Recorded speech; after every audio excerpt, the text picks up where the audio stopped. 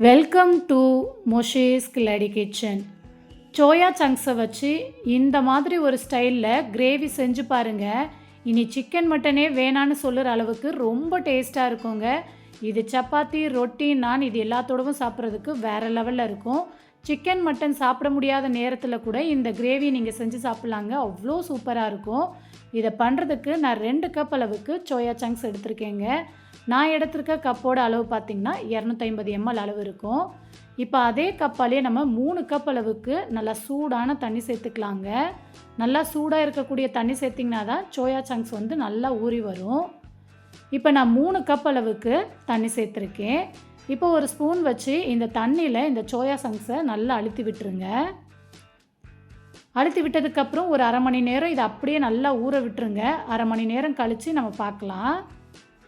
இப்போ பாருங்கள், soya chunks எல்லாம் நல்லா ஊறி வந்துருச்சு. இது தனியாக எடுத்து இந்த மாதிரி பிழிஞ்சுக்கோங்க.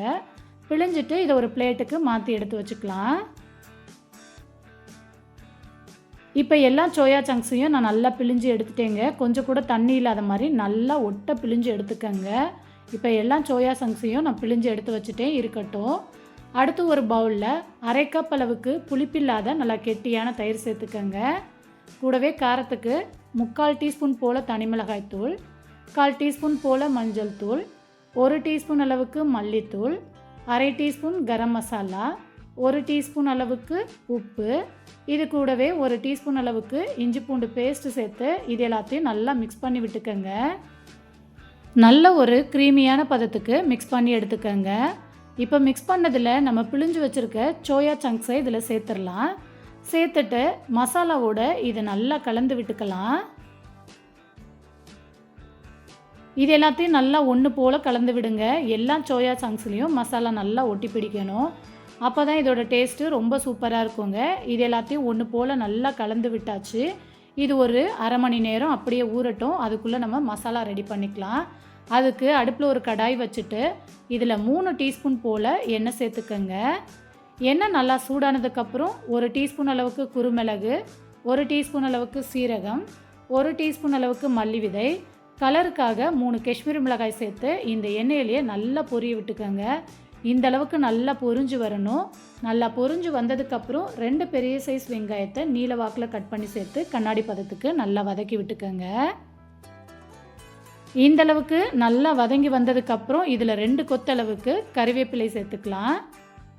கூடவே 2 டேபிள் ஸ்பூன் அளவுக்கு வறுத்த வேர்க்கடலை சேர்த்துக்கலாங்க. இது வந்து ஆப்ஷனல் தான். உங்ககிட்ட வறுத்த வேர்க்கடலை இல்லைன்னா அதுக்கு பதில் நீங்கள் ஒரு 5 போல் முந்திரி பருப்பு கூட சேர்த்து நல்லா வதக்கி விட்டுக்கோங்க. ஒரு 3 நிமிஷம் நல்லா வதக்கி விட்டதுக்கப்புறம் இதில் 2 மீடியம் சைஸில் தக்காளி பழத்தை நீல வாக்கில் கட் பண்ணி சேர்த்து தக்காளியை நல்லா குழைவாக வதக்கி எடுத்துக்கோங்க. பாருங்கள், இந்த அளவுக்கு நல்லா குழைவாக வதங்கி வந்திருக்கணும். இந்த அளவுக்கு வதங்கினதும் அடுப்பை ஆஃப் பண்ணிவிட்டு இதை நல்லா ஆற வச்சு அதுக்கப்புறம் ஒரு மிக்ஸி ஜாருக்கு மாற்றிக்கோங்க. இதுக்கப்புறம் இதில் கொஞ்சம் கொஞ்சமாக தண்ணி சேர்த்து நல்லா க்ரீமியான பதத்துக்கு அரைச்சி எடுத்துக்கோங்க. அடுத்து அடுப்பில் ஒரு அடிகனமான பாத்திரம் வச்சுட்டு அதில் 3 டேபிள் ஸ்பூன் அளவுக்கு எண்ணெய் சேர்த்துக்கோங்க. எண்ணெய் சூடானதும் 3 துண்டு பட்டை, 3 கிராம்பு, 2 அன்னாச்சிப்பூ, சிக்கன் மட்டனோட டேஸ்ட் வரணும்னா கொஞ்சமாக கல்பாசி சேர்த்துக்கோங்க. கூடவே அரை டீஸ்பூன் அளவுக்கு சோம்பு சேர்த்து இது எல்லாத்தையும் எண்ணெயில் நல்லா பொரிய வச்சுக்கோங்க. இது எல்லாமே நல்லா பொரிஞ்சு வந்ததுக்கப்புறம் நம்ம அரைச்சி வச்சுருக்க மசாலாவை இதில் சேர்த்துடலாம். மசாலா சேர்த்ததுக்கப்புறம் இந்த எண்ணெயில் ரொம்ப நேரம்லாம் வதக்கணும்னு அவசியம் இல்லைங்க. ஒரு 3லேருந்து 4 நிமிஷத்துக்கு நல்லா வதக்கி விட்டாலே போதும். இப்போ மசாலா நல்லா வதங்கி எண்ணெய் பிரிஞ்சு வந்ததுக்கப்புறம் நம்ம ஊற வச்சுருக்க சோயா சங்க்ஸை இதில் சேர்த்துடலாம். சேர்த்துட்டு மசாலாவோட நல்லா கலந்து விட்டுக்கோங்க. சோயா சங்க்ஸ் சேர்த்ததுக்கப்புறம் அடுப்பு சிம்மிலே தாங்க இருக்கணும். நம்ம தயிர் சேர்த்துருக்கிறதுனால தெரிஞ்சு போக அதிகமாக வாய்ப்பு இருக்குது. சிம்மிலேயே வச்சு ஒரு 3லேருந்து 4 நிமிஷத்துக்கு நல்லா கலந்து விடுங்க. இப்போவே எந்த அளவுக்கு நல்லா க்ரீமியாக இருக்குது பாருங்கள். இப்போ இதில் நம்ம ஒரு கொத்தளவுக்கு ஃப்ரெஷ்ஷான கறிவேப்பிலை இலை, பொடியாக நறுக்கின கொத்தமல்லி கொஞ்சம் சேர்த்துக்கலாம். ஃப்ளேவருக்காக 1 டீஸ்பூன் போல் கசூரி மேத்தியை நல்லா க்ரஷ் பண்ணிவிட்டு சேர்த்துக்கங்க. அப்போ தான் ஃப்ளேவர்லாம் நல்லா இறங்கி சாப்பிட்றதுக்கு ரொம்ப அட்டகாசமாக இருக்கும். கசூரி மேத்தி சேர்த்ததுக்கப்புறம் ஒரு தடவை இது எல்லாத்தையும் நல்லா கலந்து விட்டுருங்க.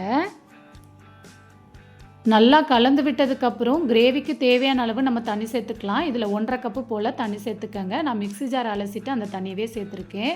இந்த ஸ்டேஜில் உப்பு காரம் எல்லாம் கரெக்டாக இருக்கான்னு செக் பண்ணிக்கோங்க. எனக்கு உப்பு குறைவாக இருந்ததுனால அரை டீஸ்பூன் போல் உப்பு சேர்த்துருக்கேன். கடைசியாக இதில் அரை டீஸ்பூன் போல் வறுத்து அரைச்ச சீரகத்தூள் சேர்த்திங்கன்னா கிரேவி நல்லா ஃப்ளேவர்ஃபுல்லாக இருக்குங்க.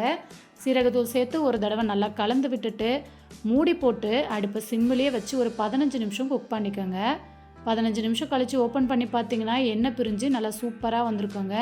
கடைசியாக இதில் பொடியாக நறுக்கின கொத்தமல்லி இலை தூவி நல்லா கலந்து விட்டுட்டு சப்பாத்தி ரொட்டி நானோட வச்சு சாப்பிட்டு பாருங்கள், அட்டகாசமாக இருக்குங்க. இந்த கிரேவியை நீங்கள் செஞ்சு கொடுத்துட்டிங்கன்னா இனி சிக்கன் மட்டன் கிரேவியே வேணும்னு கேட்க மாட்டாங்க, அவ்வளோ சூப்பராக இருக்கும். கண்டிப்பாக ட்ரை பண்ணி பாருங்கள். ட்ரை பண்ணி பார்த்துட்டு எப்படி வந்திருந்துச்சுன்னு மறக்காமல் உங்கள் ஃபீட்பேக்கை கமெண்ட்டில் சொல்லுங்கள்.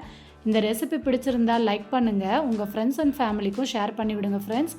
மறக்காமல் மோஷிஸ் கில்லாடி கிச்சனையும் சப்ஸ்கிரைப் பண்ணி வச்சுக்கோங்க ஃப்ரெண்ட்ஸ். இதே மாதிரி நெக்ஸ்ட் வீடியோவில் மீட் பண்ணுறேன். பாய்.